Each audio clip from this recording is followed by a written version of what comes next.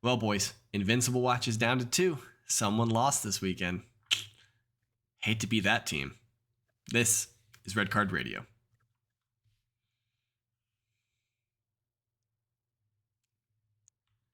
Good morning, good evening, good afternoon, wherever you're listening from. Thanks for tuning in. Red Card Radio is a weekly look at the Premier League from 3 friends who support different clubs. As always, I'm joined tonight by Brad. He supports Chelsea. That's Sean. He supports Tottenham Hotspurs. And I'm James. I support Arsenal. Gentlemen, boys, welcome in. I hope you guys had a good week. Brad, welcome back. Thank you. Thank you. It's good to be back. But you're starting out the podcast erroneously. Erroneously. Okay. Yes. Okay. It'll just get overturned in VAR. We don't always have Brad. True. Yeah, that's fair. His team. Sometimes when Chelsea loses. Yeah. His team won this weekend, so he decided to show up. But I mean. Oh, okay. I wonder how they did in Europe. Yeah, we definitely didn't today. I should probably stay late at work again today. All right, but before we get too deep, we are going to jump into the review. Let you guys know what has happened since we were last together. So since we last had a review episode, we had some end of match week 5 games. So that match week 5 ended with Bournemouth and Wolves. That game ended in a 0-0 draw. Arsenal hosted Aston Villa. Arsenal won that game 2-1. Manchester City put 6 past Forest at the Etihad. West Ham and Spurs, they played to a 1-1 draw. Liverpool and Newcastle. Liverpool got a 98th minute winner to win that match 2-1. And then Leicester and United got their second win in a row, I believe, against Leicester. They won that game 1-0. Fast forward to the last weekend. It was their third win in a row. Thank you, Brad. Welcome. I was confused on their point total right now. Okay, but we go to match week 6.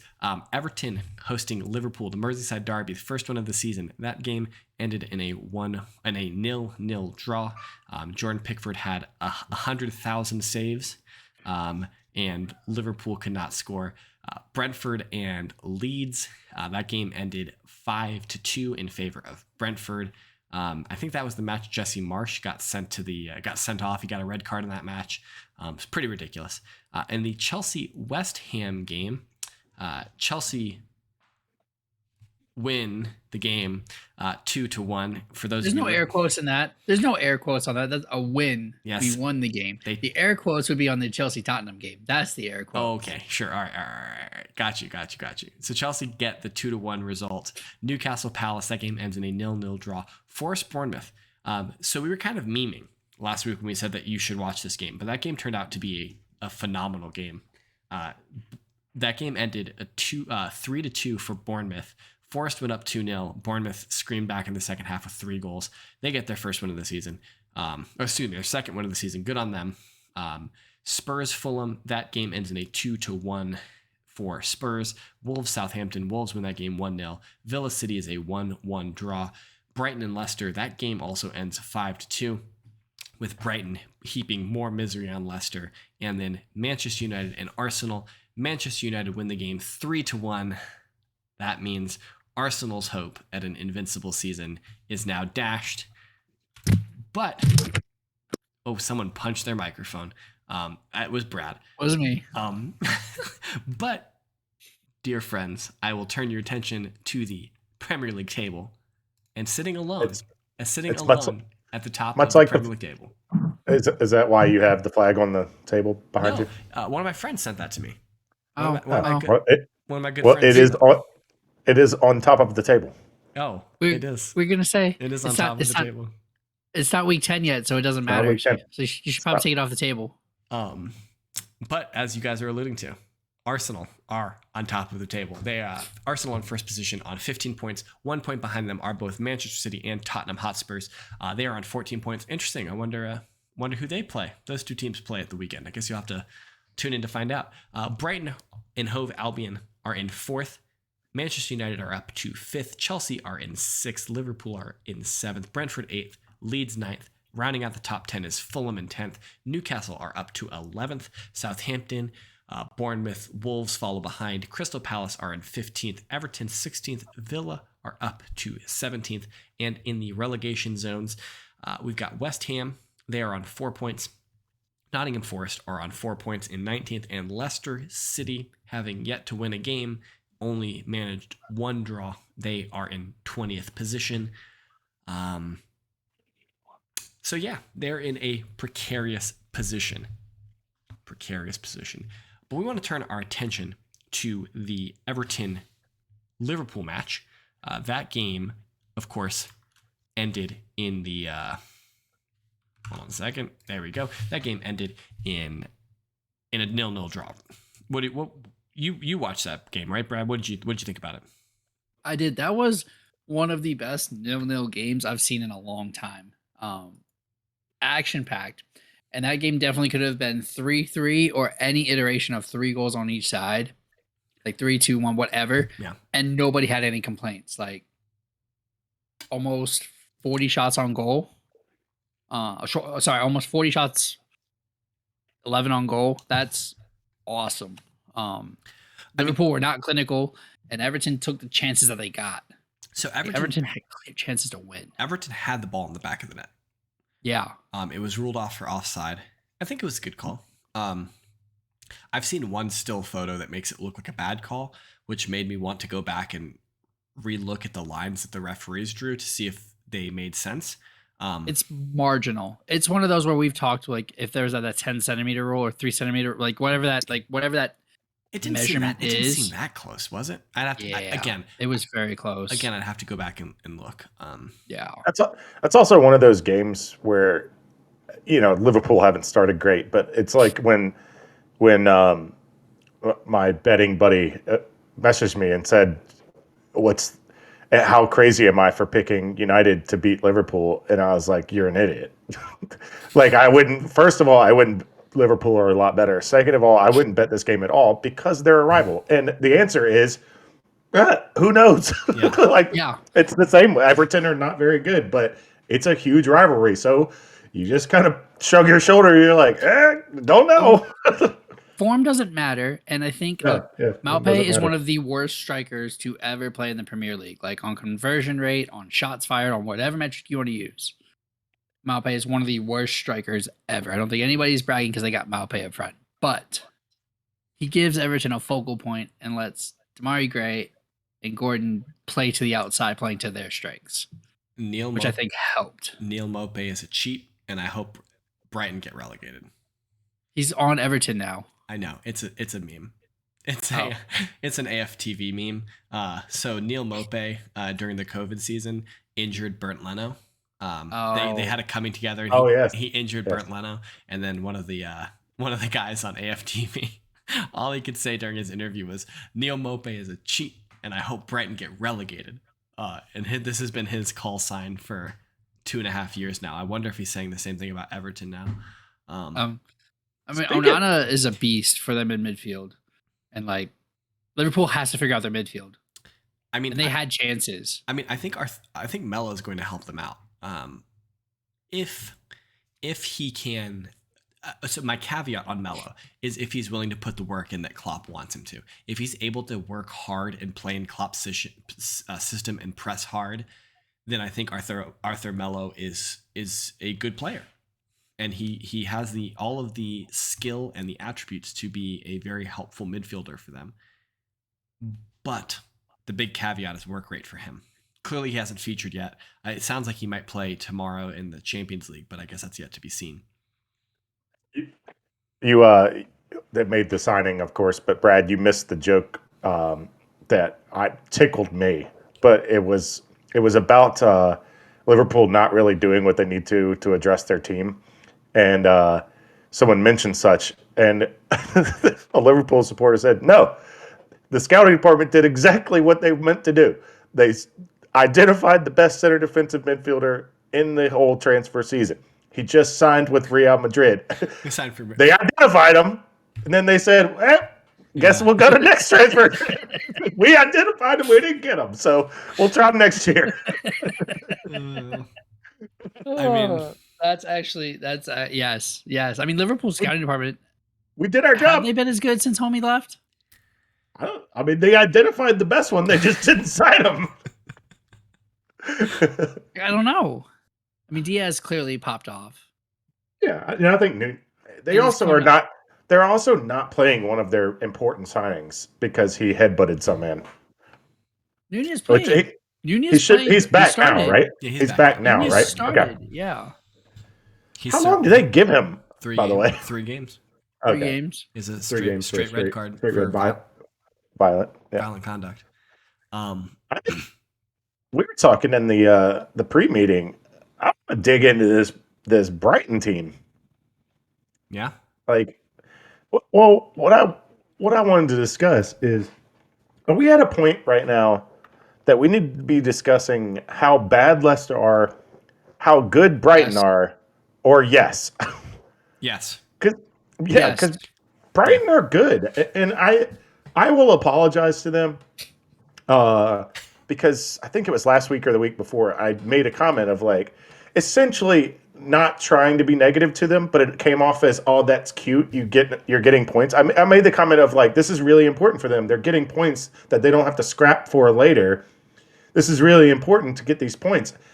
I don't think that's doing Brighton justice because I've watched 3 or 4 of their games. They're effing good. Well, it's funny you say you feel like you need to apologize to Brighton fans in Brighton. When it's James. I picked them to get relegated last year. Yeah, that's true. That's true. They also had a really hot start last year too, though. True, that's a fair point. Yeah, they started really well last year and they cooled a little bit when the games started coming thicker and faster. That's a fair point, Brad. And they closed really strong. Yeah, I think they are. So right now, I think they are. Well, I don't know if they closed really strong. They did enough to stay in the top 10. They beat Tottenham and Arsenal away, and then beat what was it, United or Liverpool? They beat somebody at home. I think they beat United at home. They got some, and they beat Tottenham at Spurs, and they beat Arsenal at Arsenal. Yeah, so like that was my point. Is like since like March on from the end of last season, I feel like they've been on a pretty good. It was annoying. Well, they have a really good midfield like McAllister, Cassetto, Trossard. Those are not pushover. Those are Premier League starting center midfield. Like Liverpool would die to have any of them in their midfield right now. By the way, I recently just found out who the heck Alexis McAllister is, because I was looking down the goals, like the top goal scorers in the league, and I'm like, oh yeah, okay. There's Haaland, there's Mitrovic, there's Kane, there's McAllister, there's who? The F is McAllister? Who is this guy? I thought it was Grobe scoring all the goals over there. No, McAllister's got 4. He's put together a pretty good season, and he had a worldie that was called back. I don't know if you guys watched this game. Well, if you want to get into VAR decisions, they called that one for offside, right? Yeah. That one was bad. I think that one was close too. Maybe that was the one I was thinking about. That was really close. Well, okay. So I'm actually less upset about that offside call. So what happened was, like there was a cross that came in, and someone tried to do like an overhead kick, or I don't know. They tried to kick the ball and they whiffed entirely. But the person who tried to kick the ball was in an offside position, and then the opposing team, the Leicester player, gets a head on it and heads it out. But it's not a great header, and so it falls to McAllister, and then McAllister just rips one and scores. And so like, I don't know. That one, on the balance of the VAR calls this weekend, it's not poor. That one, I know that the NBC commentators were really upset about it. Like, so Rebecca Lowe and the Robbies, they were both really upset about it because it took away such a beautiful, amazing, fun, exciting goal. I think if it's a worldie, like I think this should be a rule. If it's a worldie, then it stays. No, but also like the alleged perpetrator in this situation didn't impact the play at all. Well, yes, he did. You could make an argument that the defender was put off by him. You could make that argument. I don't know if it's a good argument, but you could make that argument. If we want to get into like a really dicey VAR call, we could talk about this Chelsea West Ham game. You guys. We have some words prepared to move on. I think we need to sit. I think we should sit on Leicester for a little bit here. Okay. Oh yeah, we haven't buried them yet. Have you seen did you see Brendan Rodgers' comments afterwards? Like, so the owner of Leicester City was like, "Hey guys, we didn't go out into this window to spend money, because if we did that, then the long-term future of this club is not going to be good. Because Leicester City is a debt-free team. Yeah. like legitimately debt free, not like the Chelsea debt free, right? Because what's his name? Because no, Bowley did take out a lot of credit. Is not connected to Chelsea, so it's not based on Chelsea. It's not officially connected to Chelsea, but right. But it's single funds owner that are available to be. It's not a single owner; it's a conglomerate. Clear Lake is in there too, sir. So okay, why do we only talk about Todd Bowley then? Because he's the face, he's the chairman, he's the sporting director, he's the everything right now. He wants to be in every picture. He's Roman Abramovich. Don't lie, Brad. Anyway, which I'm fine with. Finish your point. But Leicester City is a completely debt-free club, and so like the owner pens this letter in the match day program. The post-match press conference, Brendan Rodgers is like, "Well, fuck all that. Where are my signings? I didn't have any signings. Our team sucks. I'm doing what I can, but this is what it is." It's essentially what he said. Wasn't his comment like, to be fair, we haven't done enough to address the problems in this deficiencies in this team? And I mean, he's not necessarily wrong. Souček, Fofana got bought. Souček can't cut it as a center back in the Prem, and Diddy, is a CDM playing as a center back. They lost their goalkeeper, who had been like Schmeichel. They lost one of the best leaders. Yeah, had been a leader in that club for like 8 years or something like that. So that Sean thought was like top 10. Fuchs isn't there anymore. Wes Morgan isn't there anymore. Danny Vardy's still there, but he's not even starting. Like Vardy's old as hell. Hold on, you're going back to players. Let me time out. You're going back to 15, 16, talking about Wes Morgan like he wasn't 40-year-old Wes Morgan and like true. But then 6 years ago, left 2 years ago. It was also old, and they've spent money recently, and they finished 8th last year with basically the same team. No, because they're missing it. We bought their best center back. I don't know if you saw, because I don't think we did a transfer window special, but like close to the deadline day, Fofana was bought for like 70 mil, and then they didn't replace him. Okay, if you want to talk about Schmeichel, that's fine. They sucked with Fofana. That's this year. They finished 8th last year. Like we're not talking about a bad team and a flawed roster. Like they just had success last year. Hold on, but do we think? So I think Brendan Rodgers is about to get fired.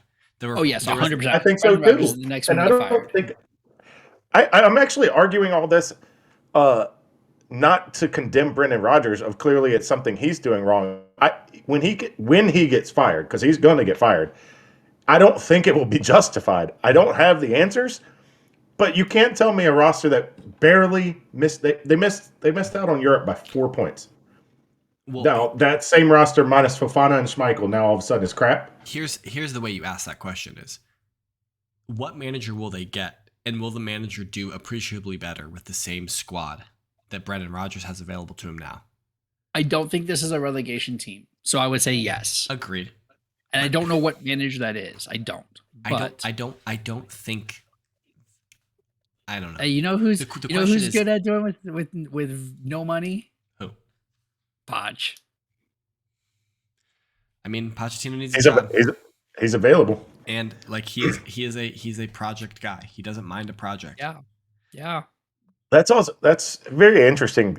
First of all, that he hasn't gotten hired, but maybe that's by his own doing. Maybe, but he also didn't get officially let go until pretty late into the summer.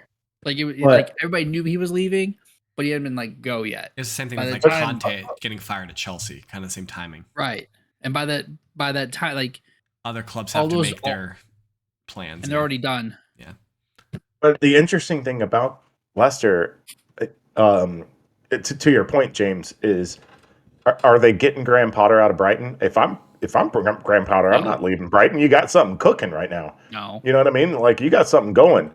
Like you're not leaving for Leicester. Well, especially the thing about Graham Potter is there's talk that Graham Potter might be lined up to replace Southgate in the England setup.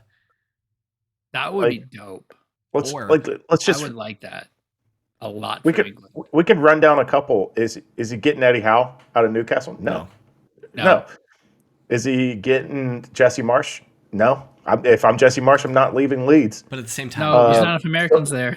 So Silva out of Wolves, like Vieira out of Palace, like nobody's leaving their current situation. That's any to your point, any appreciably amount better than Rodgers. What's his name in Norwich? Oh gosh, I can't think of his name. Who's Aston Villa's coach?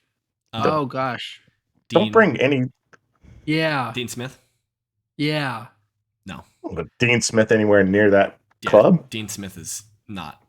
It's like saying Steve Bruce is available. Yeah, basically just what you said. No, I disagree. Dean Smith is a much better manager than Steve Bruce. I 1,000% disagree. Homie that just got fired from Bournemouth. Scott Parker. Scott. Is Leicester City hiring Scott Parker? I don't see that happening. You want to talk about a team that's not a relegation team? That's true. Let's table this discussion for now because until he gets fired, he is going to get fired, and we'll talk about it when he does get fired. We do have a couple other things we want to hit on before we're out of here. This Chelsea West Ham game. Talk to me about it, Brad. What are your thoughts and feelings? We got the job done. VAR worked as intended. Okay. Do you have any more global thoughts about Chelsea Football Club right now? The state that you're in? Do you want to throw any context around the fact that you guys lost today in Croatia? I think today was just a. What's your emotion? What is your feeling? What's your read on this Chelsea team? Where are they at right now? I think we're still in the middle of summer, like coming to the end of summer. Like I think everybody's still getting worked in. I think Tuchel's still trying to figure out where all of these pieces are going to go that he got. I think Sterling is finding a rhythm, which is awesome. Oba clearly needs to keep his head up and actually take a shot. Because he had a goal, like easy goal today. I'm glad Oba's in, and I'm glad he's playing already. Like they got him a mask, and he's like, "Cool, I'm down to go in." So that's good. I laughed really hard, James, at your. Sorry to cut you off. It's just a comment, but you either tweeted or retweeted that Oba is payback for Willian. I saw that too. Someone tweeted that, and my response was, while that's funny, there's no way that Aubameyang is going to be anywhere near as bad as Willian was for Arsenal. No, but it is funny. It is funny. We didn't touch on the fact that Willian now plays for Fulham. Deadline. So can we talk about this? So hey, I got a question, James. Did you guys pay for Willian's flight to London when he signed for you guys? No, because he was already in London. Oh, okay. Hey, we didn't either. Hey, Sean, did you guys pay for Willian's flight to London? Yes. Spurs, yeah. And he signed to Fulham. I love that. The joke is that Spurs flew Willian in to sign, and then he decided to sign for Chelsea instead.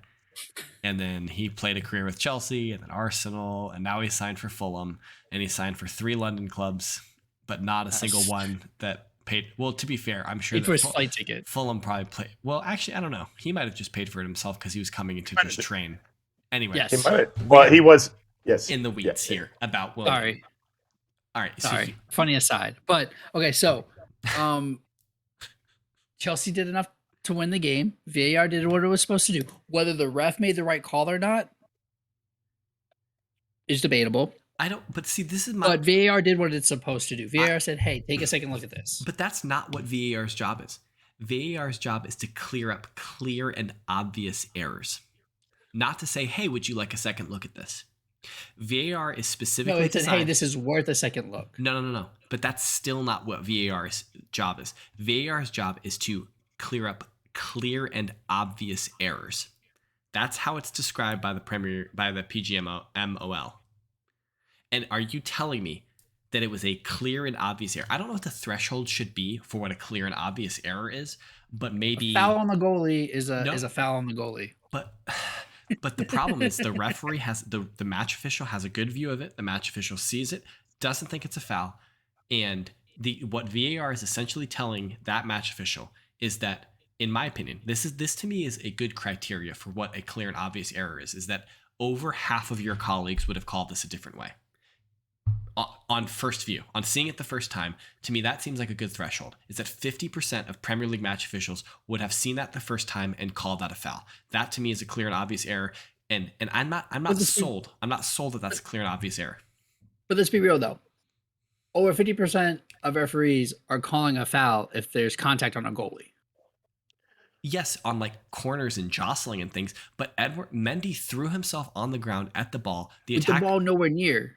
He hits him with the ball nowhere near. But he had plenty of time.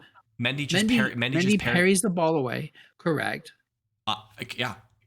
And he has time. He kicks him. I don't know what you saw. Mendy gets kicked. Mendy gets brushed. He jumps over him and his foot happens to hit him. That is not a foul. I'll simplify it for the listeners. If this happens to you in FIFA and that you're playing FIFA 23 or whatever, and that goal gets taken away from you, you're throwing your controller. You're turning because it's ridiculous. Off. Yeah, you're flipping it off. That's ridiculous. You're leaving that. Moyes didn't get punished. Moyes didn't get punished. But the second half, did you guys see Chilwell's goal? That thing was glorious. Like he has the Alonso vibes now. I just saw that he scored. I didn't see the goal. You're ridiculous. The Alonso vibes. I don't even know what the fuck that means. Excuse my language. Marcus Alonso is no longer in the club, and we need a left wing back that's a striker. But that's an absurd comment. Nutmeg the goalie. I don't know. Like, zero angle. It was gorgeous. Marcus Alonso vibes, not like driving drunk or something. I'm not sure. Yeah. Well, speaking of drunk, do you want to dive into this United Arsenal game? I feel like I have to. You should. So, obviously, Arsenal lost this match. Arsenal had won 5 in a row. They were on top of the table. Max points. Lose to United. Anthony's goal was meh. Like, it was a good goal. He took it well. Arsenal played really crap defense on it. That was the biggest issue, is that Arsenal played really poor defense. That's the truth about all 3 of United's goals, that Arsenal were caught on a counterattack on 2 and played really poor defense on the Anthony goal. Obviously, Arsenal had a goal disallowed. Gabriel Martinelli had a goal that was taken off because of a foul that was not adjudged to be a foul in the run of play by Paul Tierney. Only for... Do you guys know who the VAR official was for the Arsenal match? The same one that was for the Chelsea-Tottenham match? No, it wasn't. It was the same one. It was the same referee for the Chelsea-West Ham match, Lee Mason. Who, interestingly enough, Lee Mason has been relieved of all VAR duties for this match week coming up. I don't know if you guys saw that, but he was supposed to be assigned to VAR matches this week coming up, but he's not doing any this week. Okay, so that's my point. So Paul Tierney sees this play of Odegaard on Eriksen, doesn't think it's a foul. Arsenal score. Lee Mason has him go take a look. Paul Tierney's a coward, and he agrees with VAR instead of standing up for himself. And so they chalk the goal off. It's probably a foul. I'm not mad if you call it a foul in the run of play. I'm not mad that VAR called it a foul. I'm mad that I don't believe it fits the criteria of a clear and obvious error. Arsenal score a good goal through Saka, and we're pushing for a winner. We got caught on 2 counterattacks. That's what happens. I will say, in the run of play, I saw that and was like, whoa, that was a little rough. And then, of course, the goal was good. It was really good. That goal had to be finished, and he did it. He did a really good job. That was not a tap-in by any stretch. That was a good goal. Yeah, Martinelli has to run 50 yards with the man on his shoulder and then put it past the goalkeeper. And then put it past the goalkeeper, not one-on-one. That was a good, well-scored goal and a great pass. I believe that was Saka that passed it. As I'm watching it, I'm just saying, play Martinelli, and he plays it. So I was really happy. But anyway. Yeah, but in the run of play, I was like, whoa, that was a little rough. I saw it, but also I'm not 15 yards from them either. Yeah, like Tierney is right on top of it. He was right there. So, but when you watch the replay, I agree with you. When you watch the replay, that is a foul. He goes through the back of Eriksen. Eriksen does a good job to shield it. You know, that's a crafty player making a crafty play. It's a soft foul. It's a foul, but it's a soft. It's a foul. It's a foul. I admit that it's a foul. This will be my gripe about VAR this week, is that I am not sure it's a clear and obvious error. The only thing that makes it is that foul directly led to a goal. Yeah, exactly. That's what makes it clear and obvious, because that was clearly a foul and that was clearly led to the goal. But again, my point is the same, is that Paul Tierney saw it. He wasn't obstructed. And so like he saw it, he didn't think it was a foul. There was nothing new to him by seeing it on the VAR screen. Of course he sees other angles, but like this dude is a professional referee. He's right there. He should be able to analyze that and see what's going on. And so either what you're telling me is that Paul Tierney's a shit referee, and which is true. I mean, that's objectively true to begin with. But yes. what that tells me is that he couldn't see that clear and obvious foul, so he needs VAR to fix it. So why is he reffing Premier League games? Because clearly he sucks. I would give you back your same advice for Brad. If the roles were reversed and Eriksen fouls Odegaard, I don't think I'm that upset. You would have said VAR needs to intervene with this. That's clearly a foul. Yes. I don't think if the roles were reversed. No. So yes. let me flip this back on you then. Because last year in the Spurs-Arsenal game where Granit Xhaka fouled Højbjerg, I said that was a foul. I said that should have been taken away. When Xhaka shields off Højbjerg and they don't call a foul. I was watching. I said they're going to bring that back because that's a foul by Xhaka on Højbjerg, and they didn't call it. So like, no, I don't. I think I'm obviously biased as an Arsenal fan, but I feel like I try to be fairly objective when it comes to these things. And my thought process is always like, what if I was in the other? Like, what if I was wearing the other kit? Would I be upset if I was wearing the other kit? And I don't think United fans would really have that much cause to be upset if that goal stood, because it's a soft as shit foul. Yeah. Maybe I'm biased. Who knows? Hey, Brad. Yeah. It wouldn't have mattered because the game still would have lost 3-2. Arsenal dominated the crap out of United, and we got caught on two counterattacks, which is not good. But we dominated the shit out of United. My takeaway was the Anthony goal was a mind fart, or whatever you want to say. Zinchenko got caught in no man's land, and he doesn't normally do that. That's not enough for me to be like, oh, Zinchenko sucks now. He just made a mistake. Well, Bruno pulls Gabriel out. So Gabriel is coming out to challenge Bruno, and then everyone has to shift. They play the advantage. They all have to shift over. And so Saliba has to come cover Rashford. I think Zinchenko's coming over to cover someone else. And it's awkward. Well, no, Saliba steps to Bruno. Rashford. Yeah. You're right. Yeah, so he has to step to Zinchenko has to step to Rashford and just uncovered him. Yeah. It's a throw. I mean, it was a good pass. I think what I like about this is this is a game that Arsenal walk away feel like they should have gotten something out of. The players. I'm talking about like the team. The team walks away from this saying, we should have gotten something out of this, but yet we lost. I think that that's a lesson that this team needs to learn, and I'm glad they learned it in match week 6 instead of in match week 26. And it's a game where it's on paper, it's acceptable to lose away at Old Trafford. It's acceptable to lose. Arsenal are a better team than Manchester United. Our players are better. Our setup is better. I'm going to say our manager is better. Our kits are clearly better. Our stadium's better. Everything about Arsenal is better than Manchester United. But it's an acceptable result to lose away at Old Trafford. I will also add, because I know we're running out of time, but it is funny that United drop Maguire and Ronaldo and win 4 straight. Well, and when Maguire comes on, he gets a yellow. So yes, and he should have been. Is that funny? He should have been called for a penalty too. And it's not. It's not funny. It's what it is. The dude's trash. It makes me outside of an English kit, because we have all 3 agreed there is no world where you can get me to admit that United are a better club without Cristiano Ronaldo. but it is odd to watch that they play so much better when he's not on the field. And I don't know if it's... Go ahead. I'm pretty sure we all, like, at least James and I both said that, like, Ronaldo will get you goals.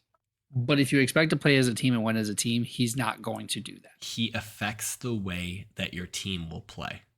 Yes. Because you're playing 10 versus 11 on defense. But beyond and you're that, playing the offense, 1 versus 11 on offense. The offense is just different. And that's what it is. We are out of time. You guys are right.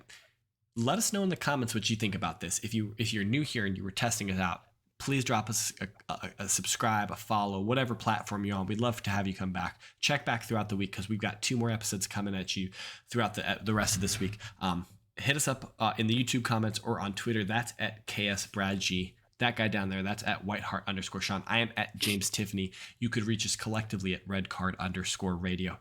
And until next time, we will see you guys in the news European wrap-up video that we got coming, or episode we got coming on Thursday. We will see you guys. Have a good one.